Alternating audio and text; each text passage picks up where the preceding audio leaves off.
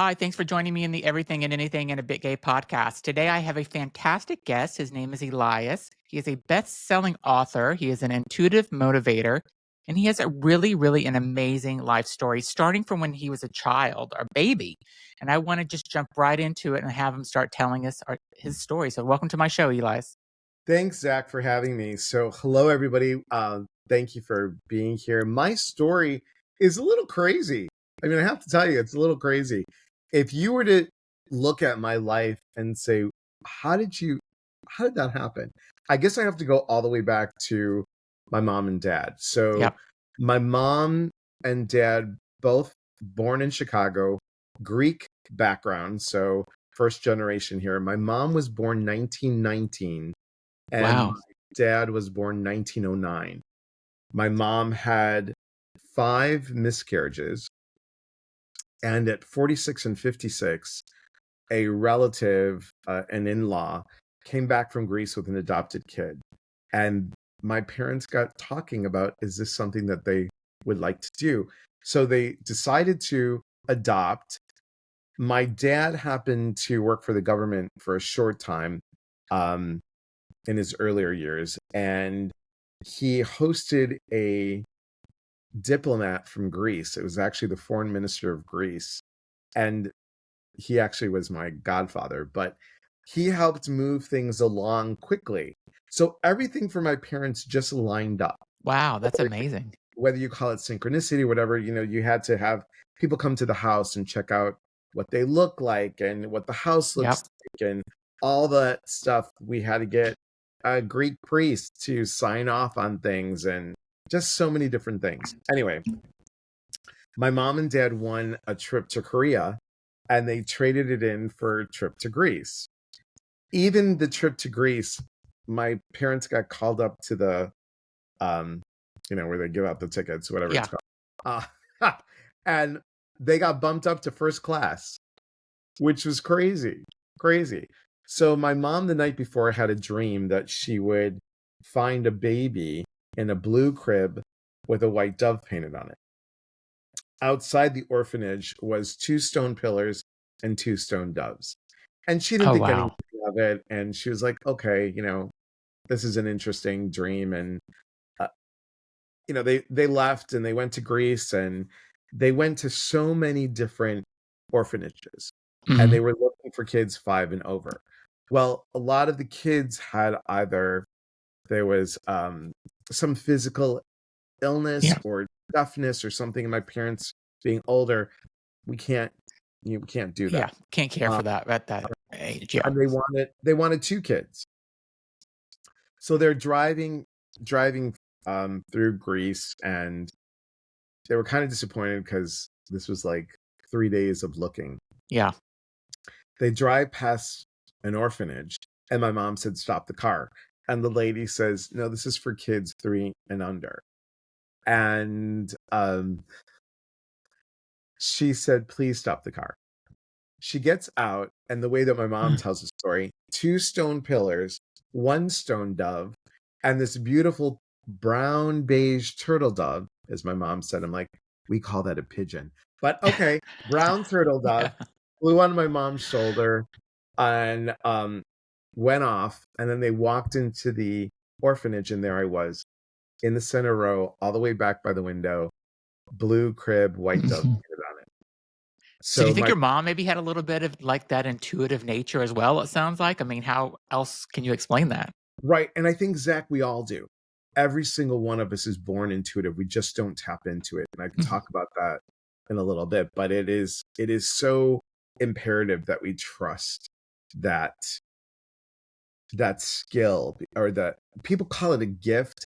I think we all have a gift, so I think I'd like to call it an ability. It's like a radio station. Yeah. Yet it's there, but you have to turn up the volume. You have Yeah. to fix the frequency to hear things. And I think the thing that stops people from their intuition is fear.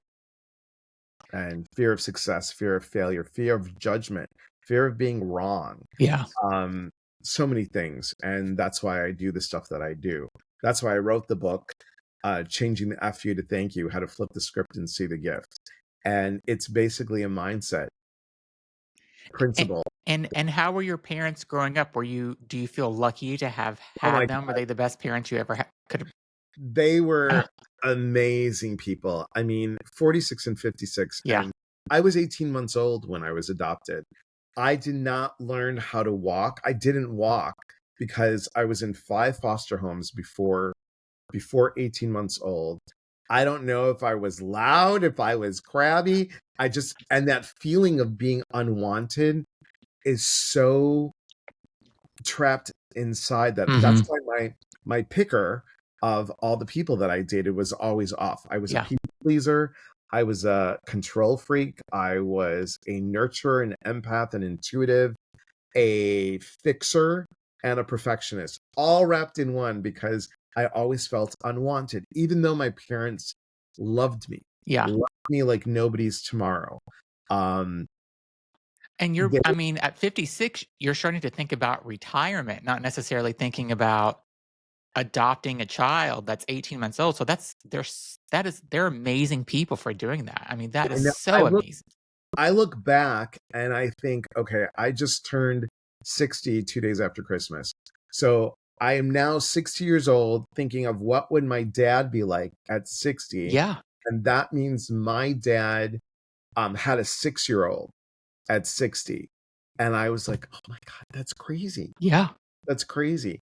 But they were such good parents. And what my mom and dad taught me was this most important lesson: never take no for an answer. Mm. Never take no for an answer. They said, if we did, you wouldn't be here.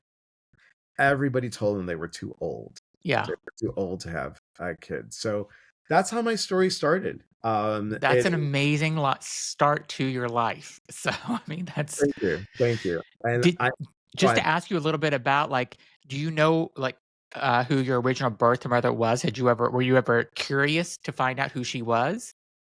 my mom passed away in 2000. My dad passed away in 2001. So after my mom passed away, I was looking online to see who this woman is because I had on my adoption papers. This is the horrible thing. It's in my book, but on my adoption papers, it says, and I'm not going to say her real name on the Yeah. podcast, but and I don't use her real name in the book either, but it says the unbaptized bastard child of, and I was like, well, that's quite a name. Yeah. And I was telling my mom, I said, why does it say this? She's like, oh, honey, you must be reading the Greek wrong. I'm like, no, no, this is the translated Yeah. version. It's on the backside. It's in English.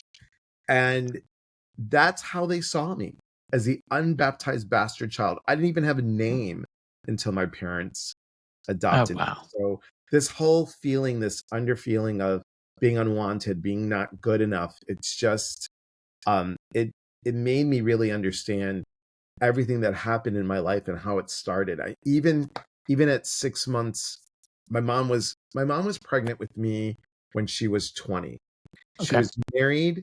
She had a husband that was an alcoholic. So I went to Greece to go meet her after I found her, which was, here's more synchronicities. So And five, you fo- did meet her.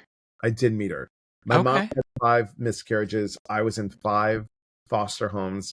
My birth mother called me after I put some feelers out there on October 22nd. I think it was like 2000 and yeah, it was 2000 on October 22nd. Her eldest son died on October 22nd, 4 years prior. And my adoption date was October 22nd. Wow. So all these weird synchronicities falling in place. And um, we talked, we met. I stayed there for 10 days. It was 10 days. It was 9 days too long. But it was just different. Life in Greece, very different. Mhm. They keep food out all day. And we went to go to the hospital to find my birth records because I really wanted to find my birth time so I could do my Yeah. astrological chart and Mhm. everything. And we went to the hospital. We had chicken for lunch. She's like, are you okay if we have this for dinner? I'm like, yeah, sure, no problem. We traveled to the hospital. It took a long time to get there by bus and everything else. And it was a long day. We come back. She's like, are you all right with chicken? I said, yeah, I'll take it out of the refrigerator. And she's like, oh no, it's not in the refrigerator. I'm like, Ooh. it's not? And she's like, it's in the oven. I go, now mind you, this is all in Greek, right? Yeah. And my Greek is okay. It's not that great. Yeah. And I said, oh, isn't it going to be dry? And she said, no, the oven's not on. I'm like, wait a second. Wait a second. The oven is not on. And I didn't know how to say um, germs. I didn't know how to Yeah. say bacteria. I didn't Food know poisoning, yes. my food poisoning. I didn't know how to say any of the salmonella. I Yeah. didn't. All I could say was the chicken has to be dirty, is what the translation was. And she's got mad at me, and she's like, my turkey and my chicken isn't dirty. I clean it out. Blah blah. I'm like, no wonder I got sick with the lamb that you served me when I Mm. came from the airport, and my flight was 12 hours delayed. That sucker was out there for 12 hours, Yeah. and it was horrible. Horrible. Yeah. So that's that story. That's that story. So But tell me how this all this shaped your life and kind of, you said you were trying to please guys when you were trying to meet them and do this stuff. How did it shape your life? And now look at yourself. I mean, you're a best-selling author. I mean, you've got a really amazing background and credentials now. And do you think all this helped build that up? I think everything brought me to this point. So learning that I was a people pleaser, learning that I wanted people just to like me. And when I would date, I would, if I knew that it was a yellow flag, Mm. I'd try to make it, well, green. If it Yeah. was a red flag, I'd make it yellow. Yeah. So, and that's unfortunately how it was with my ex-husband. Um, my ex-husband, according to a professional that I went to go see, a therapist, because I wanted to process things. Yeah. She said to me, she said, your ex-husband sounded like he was definitely a narcissist, and you have been calling him narcissist all your life. Not with my parents, Mhm. but every person that I dated. Yeah. And I realized that each step brought me closer. At the age of 46, I started my life coaching training, and I realized that I was a people pleaser, and I wanted to say no to that. And the moment that I took back my power, because I gave it away, wasn't that someone took it from me. I gave it to them. Yeah. When I realized that, I was like, okay, now I have to come first. It's not selfish, it's self-full. Mhm. And I think that, we as gay men sometimes have this stigma that we're selfish, and I will give the shirt off my back. I Yeah. will, do anything for anyone. But when it comes to relationships, I think it's like, do I love myself enough to put myself in a situation that I feel that this person is deserving of me and this person is worthy of me? I always thought, oh, let me keep on trying to prove it to them, to prove my I'll say one of my relationships had a horrible background. Mhm. Oh, I'm going to fix them. I'm going to go ahead and let them know how much I love them, and they will be so happy, and they will love me, and we'll have a great relationship. And did you ever come close to fixing them at all? Of course not. That wasn't Yeah. my Yeah. wasn't my job. Yeah. And I remember I won a speaker program, and I was on stage I shared the stage with Dr. Bruce Lipton, Dr. Joe Dispenza, Anita Mirjani, Neil Donald Walsh, all these great luminaries, all these great motivational speakers. And I had a 2-hour talk about manifesting your desires. I got off the stage. My ex-husband was in the front row. Mind you, he was on his phone while I was talking Oh. the whole time, because he wanted to be the first person that posted all these kinds of pictures on Facebook. So, oh, look what a great husband you are, right? I get off the stage, and what my ex-husband said was, I'm a little bit mad at you. I said, what? I'm mad at you. You didn't bring me up on stage. I said, pardon me? Well, Dr. Phil brings his wife up on stage. And I said, newsflash, I'm not Dr. Phil, and you're not my wife.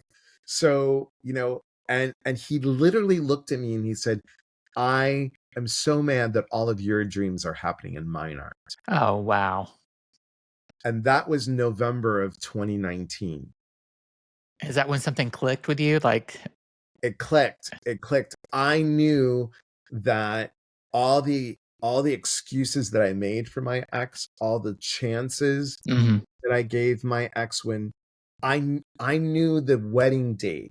At the wedding day, I put on the tuxedo and I said to myself, "What am I doing? What am I doing?" yeah, Even saying this right now, like my body is shaking. It's just so weird to just feel that again. And I knew it. So that intuition within me knew it, but no, no, no, it's going to be okay. Because let's face it, I was in my early 50s, and basically in the gay world, when you're in y your early 50s, you're basically, yeah, non-existent. Um, and it takes me to the story of my current husband. yeah, tell me about him and how you met. Yeah, oh, this is a great story. This is a great story. So after being divorced, it was in COVID, right? I wasn't going anywhere.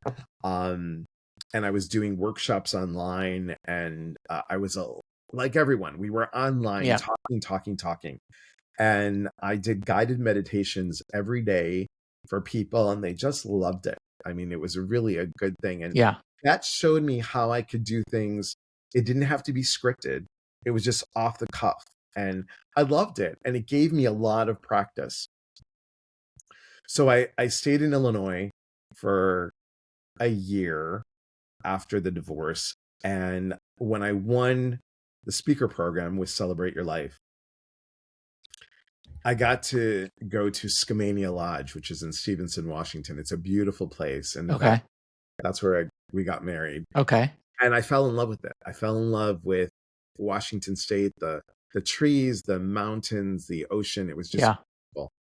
And I said, I'm gonna move here someday. I think it'd be really great. Well, after the divorce, I sat there and I was like, well, let me go see what it's like. So I called up the lodge, and because it was in the midst of COVID, their prices were like dirt yeah, cheap yeah, for a yeah, whole week. I stayed there, and I rented a car and I drove around, and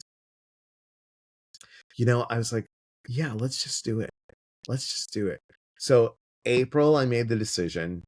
August or July, I packed up at that time my Toyota Prius with a 85-pound dog and a 45-pound three-legged dog, all in traveling God knows where, yeah, my own. I had one of my really good friends on FaceTime, and she lives in the UK, and she was so sweet. When I would go to bed, she would say, "Okay, this rest stop has like this, this, this, and you yeah, can stop here, and they have a really great dog park." And we talked while I was driving. So she was my captain. I said, "I know we're 8 hours difference," and she's like, "I'm going to bed now. You're all good." I'm like, "Yeah." So I got off the road at 6 o'clock at night.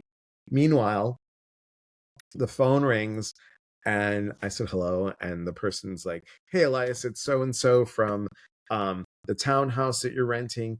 Can you hold off for another 3 months because of COVID? We don't have all the things here, so your place won't be ready for another 3 months." oh, wow, I'm all packed. yeah, I'm on my way I'm in Nebraska at this point, on my way going, "Pardon me?" I said, "Everything's packed up." And he's like, "Oh, I wish I could help you." So as I got off the road each day, I had to look for a place to live. And I finally found an Airbnb that would rent for me for 3 weeks. And I was like, this is just crazy. yeah, Because nobody wanted to take an 85-pound dog. Everybody said, "Oh, yeah, is your dog under 20 pounds? Yeah, maybe their paw." I mean, I couldn't. Anyway, so we got here, and we eventually found a place after the Airbnb. And I'm like, well, I think it's time to date. I mean, I've been single for 2 years now. I yeah, think it's time. And I put it out there. I said, here's my wish list. I want the one, not someone. I yeah, didn't dare say someone. I said, I want the one to move mountains for me like I would move mountains for them. I want them to love me differently than my parents, but that kind of love. Yeah. That, Yeah. well, we're Greek, so, there is conditional love. I mean, Greek guilt is, like, up there with Jewish and Catholic guilt. It's Yeah. really Yeah. so, I said, I want them to love me unconditionally. I want them to respect what I do. Being an intuitive, being a life coach, combining those things, and that's why I call it an intuitive motivator. I help people with the life coaching skills and the intuitive skills to have them connect to their goals so I can educate them where they're blocking themselves so they can grow into their limitless possibilities. And that's what I do as an intuitive motivator. So were you using that toward you knew that for other people, but were you doing that for yourself as Of well? course not. Yeah. Not. Yeah. Of course not. It's really good for everybody else. Yeah. Uh, but that divorce was a blessing. That's why the book Changing the FU to Thank You was really like, thank you. If I didn't marry you, if I didn't marry my ex-husband, I would have never ever made this move. I would have never left Chicago. I would Yeah. have never wrote my first book. I would have never done all these things to get me to where I was. I would have never moved to Washington State. Yep. But something within me said, you're going to find the one in Washington. I don't know why, but you are. So anyway, I was on the dating sites and, all the dating. Yeah. Yeah. Yeah. And it was what it was. And it came down to 3 suitors. Let's put it that way. I had, bachelor number 1, 2, and 3. Okay. And my friend from the UK, her name is Sarah. I said, so what do you think? And I showed her, on FaceTime, I showed her the Yeah. picture. She goes, I would go with bachelor number 3. I'm like, really? Bachelor number 3? I'm like, I am not about to teach someone who just came out of the closet this whole spiel. I said, I know how that went the very first time in my 30s. And my ex was like a kid in a candy store. I don't want to deal with that Yeah. kind of stuff. Because they gotta be they gotta whore around a little bit and figure Right. all that out and stuff. Yep. Well, my current husband is not that way at all, but he put a dissertation on his um profile. I'm like, oh, these men are going to eat him alive. They're just going to eat him alive. But it was everything I wanted. He came from a And large, this is bachelor number 3 you're talking about still. that's number 3. He had a large family. He had 2 kids, which I wanted, and he just seemed like a nice person. So we went out on a date, and it was really nice. It was easy, but after being burned, I'm like, don't do it. Yeah. Don't go ahead and jump in there. Yeah. And we went on the second date, and that was great. And then I'm like, you know what? I better do his astrological chart. I need to do his chart just to see, Yeah. who he is, right? So I said, hey, and his name is John. I said, hey, John, do you know your birth time? He's like, no, I don't. I said, isn't it on your birth record? And he's like, well, I was born in Portugal. I came over here when I was 2, and I was born basically in the living room. And I said, oh, wow. And he goes, well, actually, 6 of us were born at home. I said, wow. And he said, we always celebrated my birthday on January 6th. And I said, oh. I said, well, you're Catholic, right? He goes, yeah, it's on the baptism record. That's why we celebrated the day of my baptism. Yeah. And I said, well, your birth date's got to be on there. He goes, I don't think so. And I couldn't read it because it's in Portuguese. I said, oh, I have a friend who's from Brazil. He speaks Portuguese. His name is Joao. And he's like, oh, that's my name in Portuguese. I go, well, that's interesting. So I get there, and I kept on telling my mom and dad in heaven and everybody, angels, God, everybody Yeah. upstairs, like, look, do not send me someone and send me a signal by a bird coming to my window or a butterfly Yeah. landing in my hand or someone says something and it's a quote from my favorite movie. No, I need a frickin' sign that's for me. Nobody else but for me. Nobody else would get it but me, right? So I talked to my friend Joao, and he's like, yeah, I'll let you know about it. So I emailed it to him. He emails me back and he said, hey, Elias, there's no birth time on here, but John's birth date is December 27th, 1962. Well, my birth date is December 27th, 1964. So Wow. I know. So what are the odds of finding the one with the same birth date? And, John is probably one of the best people you would ever meet. He is so laid back. We really complement each other. And I think even though I've told clients this, like, you want to find the one that's going to complement you, Yeah. not complete you. I think in my early 30s and 20s and up to my late 40s, I Yeah. was looking for someone to complete me. And I wasn't looking for the person to compliment me because I'm already completed. Yeah. I'm but I'm learning every day. So I'm already full, that place of self-love. And I think that's what led me to John, was because I did all the work on me, and everything in my life, all the bumps and all the errors that I made, those mistakes really took me into my growth opportunities. And I saw them. I took the FU and said thank you. And that's why it took 2 years to write that book. And so tell me, like, if so I have several friends that are in a situation like you were in where they can't find the right person.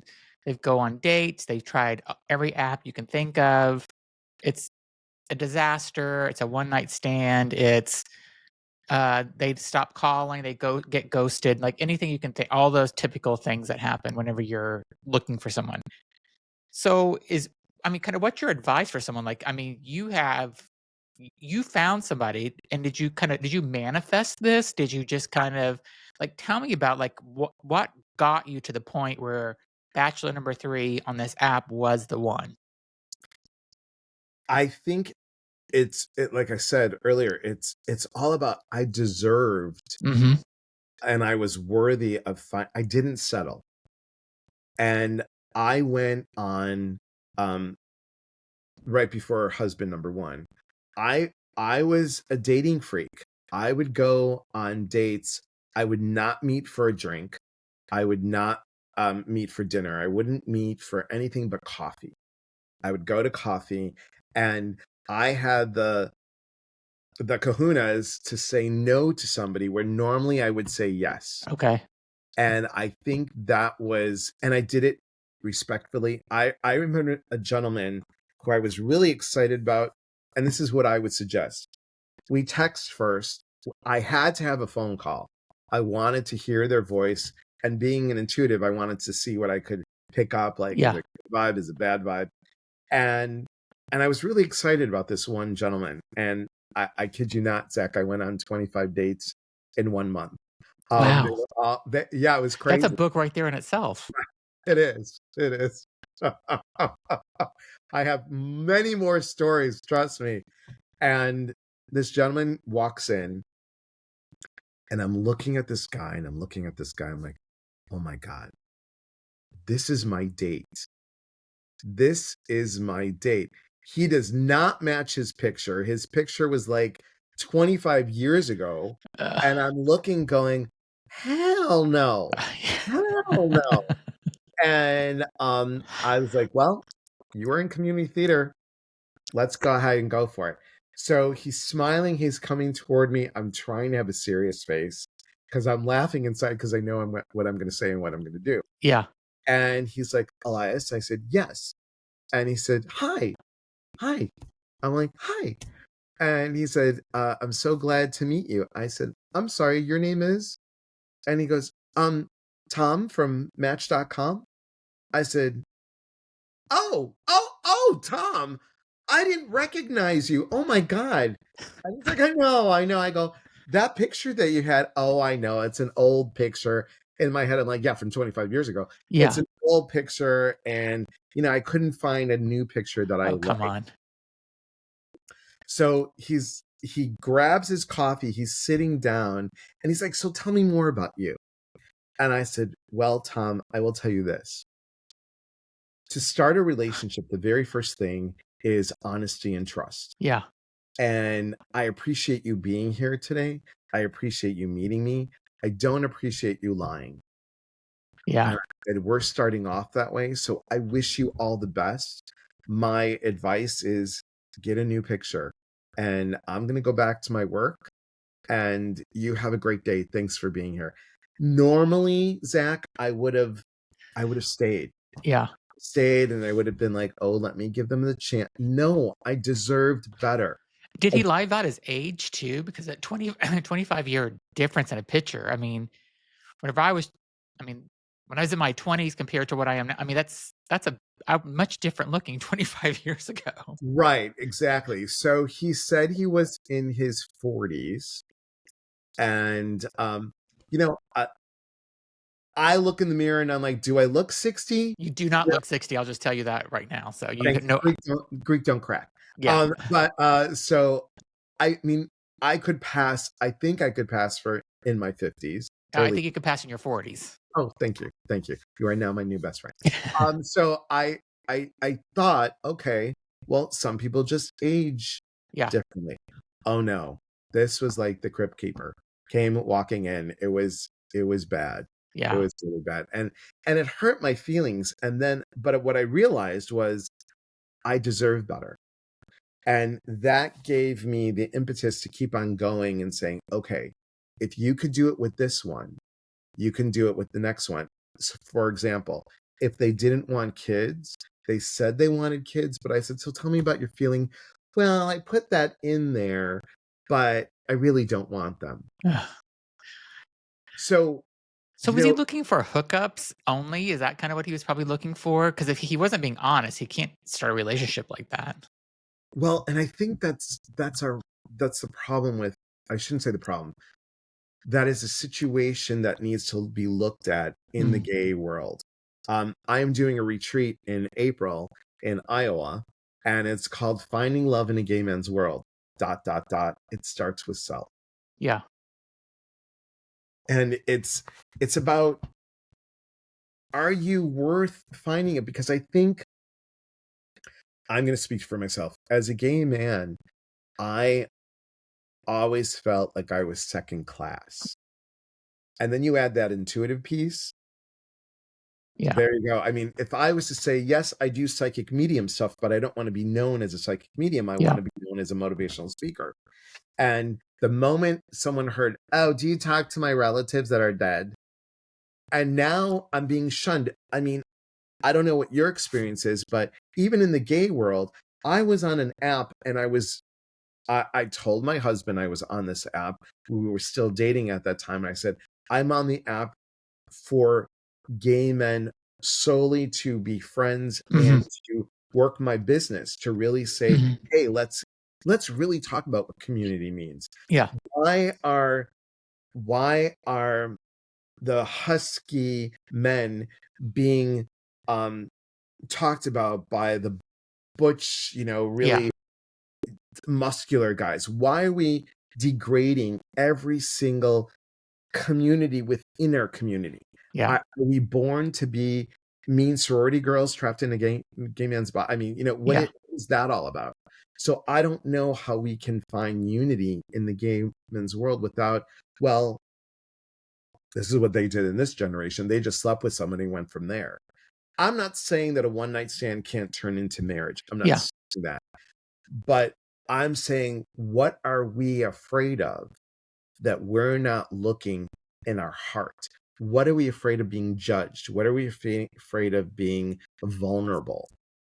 And I Why don't do think it's just in love relationships. I think it's in friendships as well, where whenever when I turned 50, I kind of did a look at my friendship group, and I got rid of several friends out of my life because for different reasons. And there were, as I went through that first year of being 50, did I regret it? And was I upset about it? And I'm like, did I make a mistake? But I realize now, like, it's the best thing I ever did because I was giving so much and getting nothing back. And not that I needed anything. I wanted to have a friendship that we were both giving equal to. And there was a couple of friendships where that was not it. And now I feel like I put so much time into like this 12-year best friend relationship, and I wasted so much time and gave so much and really never got anything back.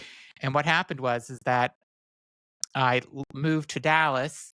I moved back to Boston. I was only in Dallas for a year and a half. I moved back to Boston. When I came back, I tried to mend this relationship, we met, it felt off, and my husband told me, "Look, I don't wanna see him, and he never treated you good, and you need to step back and really think about how he treated you because you always gave and you never got anything back, and he's a user, and so don't I don't wanna see him. Because if you can stay friends with him for 3 months, I'll go out to dinner with you guys, but you gotta go through 3 months." And then I realized, "All right, he's right. This guy isn't for me anymore." So I think it's my point is that it's not just like finding love, it's also friends. Of course, of course. So let me ask you a question. What did you see was the lesson in that? What did that individual teach you about you? That I what it taught about me is that I give and give and give, and I wanna just make people happy, and I gotta realize I've gotta, like I stepped back and I said, "I gotta make myself happy too." Because, I mean, I did everything for this guy. Anything he needed, I would be there for him. Getting him a new job, getting, anything.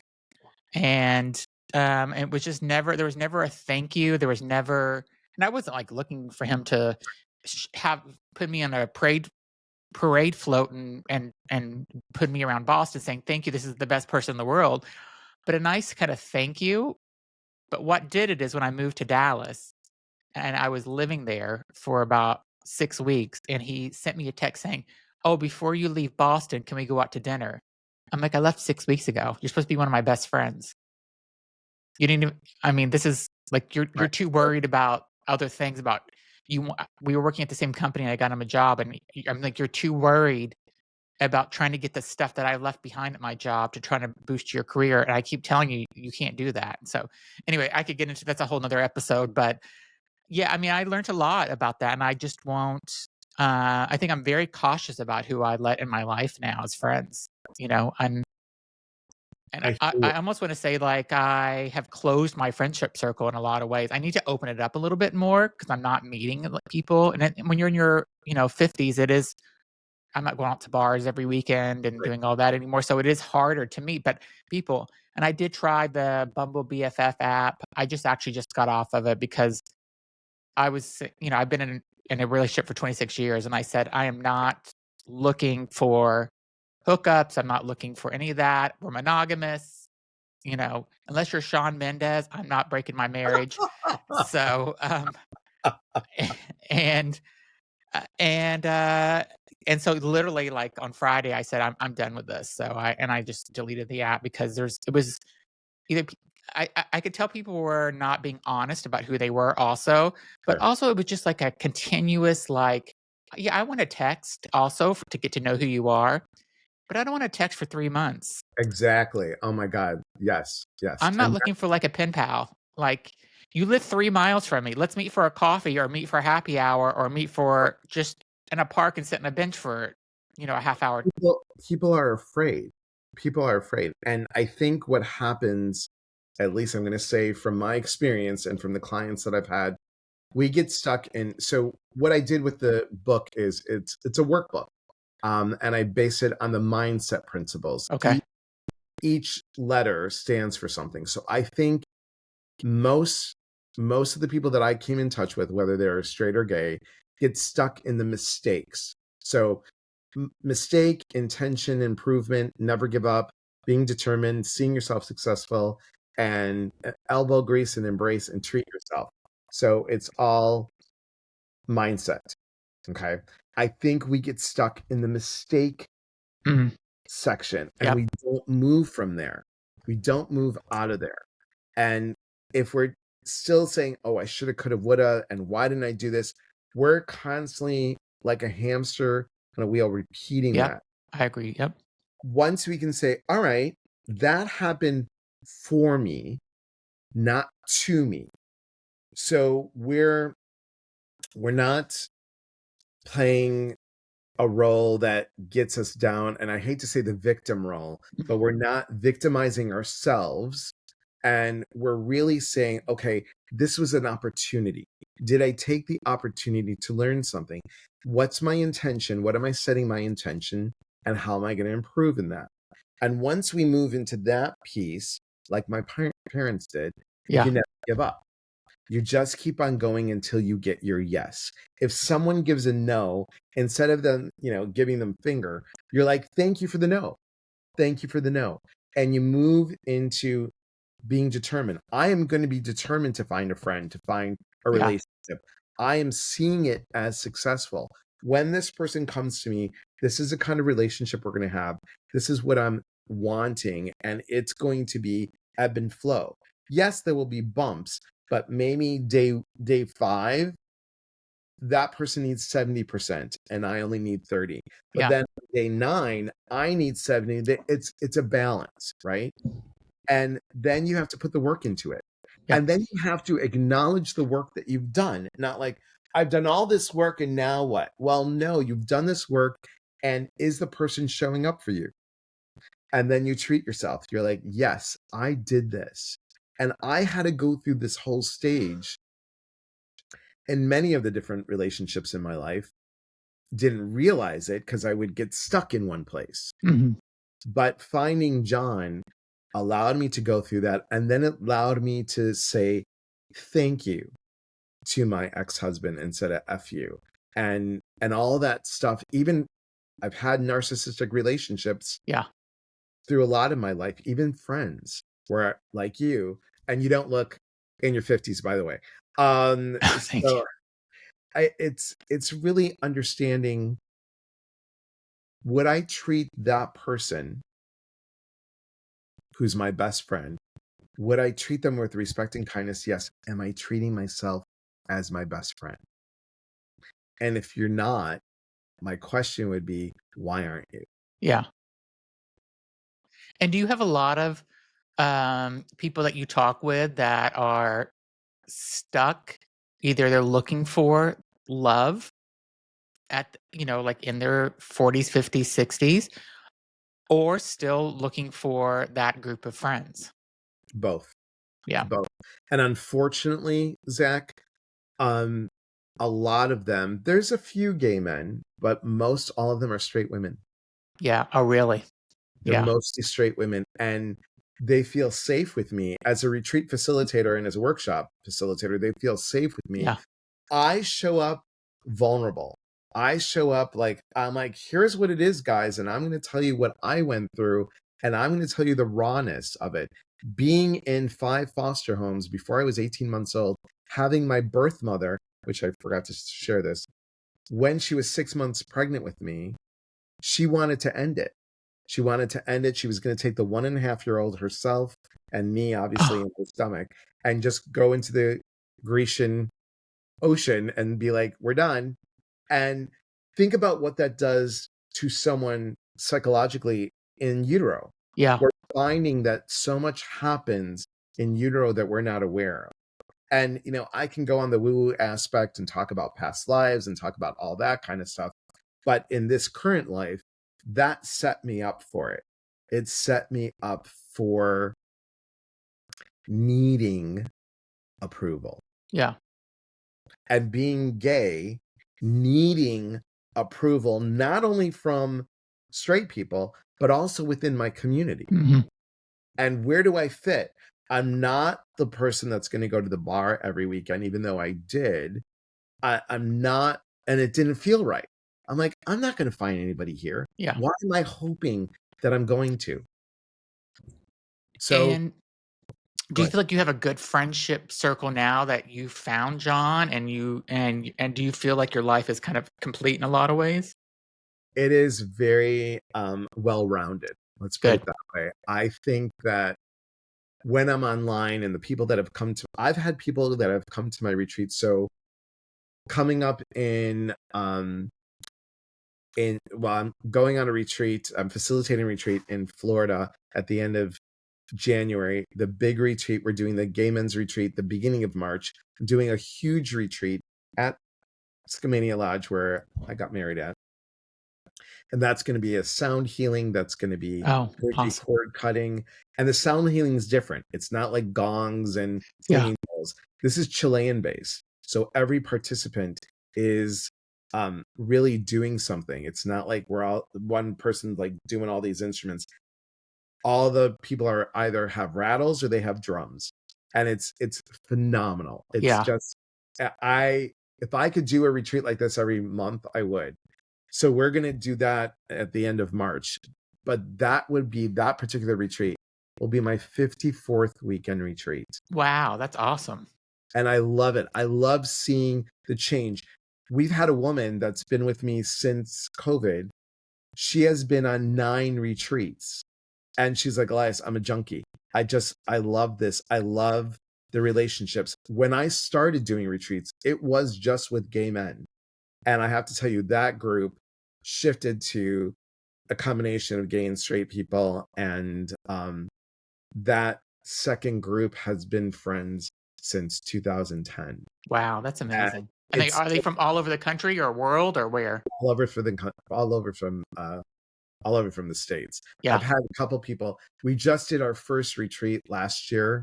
No, I'm sorry, 2 years ago now, in Ecuador. So that was kind of cool to do that's it there. awesome. But I want to do more of these, and I just feel like being on podcasts, sharing my message, sharing that there's hope. I want to give people hope. I always end my podcast and my lives with, we are here to connect. And when we connect, we educate. And when Yeah, we educate, we grow. There's unity in community. I think that's what we're missing. We're missing the unity in community. We're missing being kind to each other. We're yeah. missing respecting each other. We're missing those things that my parents taught me from coming from, their ages, the old world values. We're missing some of those. And it's so important to do it now, especially with what's getting ready to happen in this Yes. country, Yes. and just, we definitely as a community need to stay together and support each other. And I think it's going to be so important over the next few years, especially that we do this. So hopefully your message will get out there and that will, because I see people separating, and I'm hoping people start coming together more. So that's a great message. On a live the other day, I said, look, guys, I don't want to talk about politics. That's not my thing. I'm all about the heart, but Yeah. this is coming from the heart. We are not red states. We are not blue states of America. We're United States of America. Yeah. What does that mean, United States of America? I said, obviously, as a gay man, you probably know how I voted, and I don't really care. Yeah. But the point is, can I hear you with respect? And can you hear me with respect? We're going to disagree, but we are here as humans, humankind. What does that mean? Humankind, being kind to humans, being kind to one another. I think all the stuff that happens in our world is to teach us. I think the people upstairs are like, hey, they need to come together. Yeah. We're going to have this and this and this to happen so they can unite. Yeah. And we forget that. We really forget that.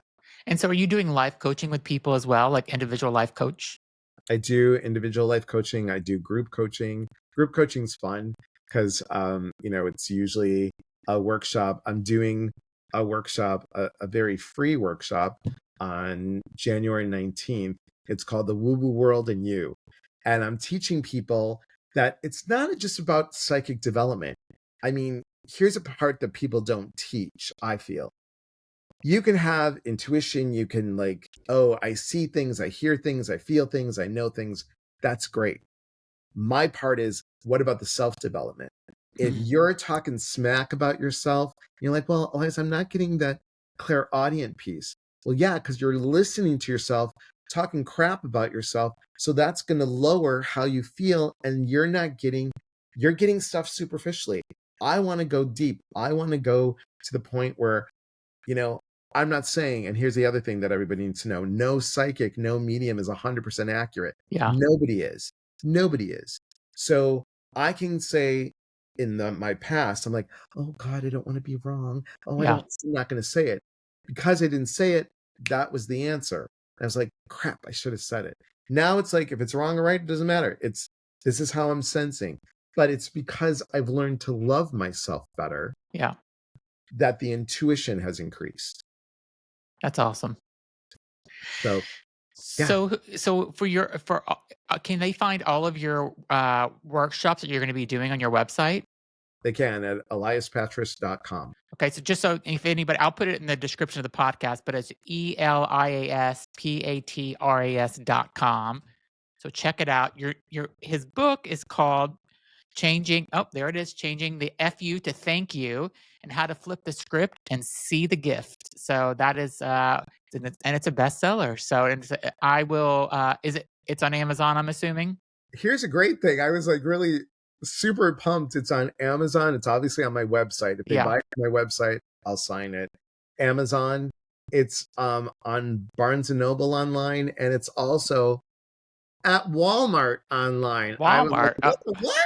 Yeah, it's on Walmart. So that was Awesome. kind of exciting. Well, I am buying it as soon as we hang up, and I'm going to get a copy of it. I'm going to buy it from your website because I want the signed copy. So, so thank you so much for being on. I'm really glad. I mean, you have such an amazing story. I mean, I think you're an inspiration to a lot of people. Just how you started your life as a 18-month-old that got adopted by older parents, and now look at your life. It's quite amazing. So, congratulations on having such an Thank you. amazing accomplishment through your life.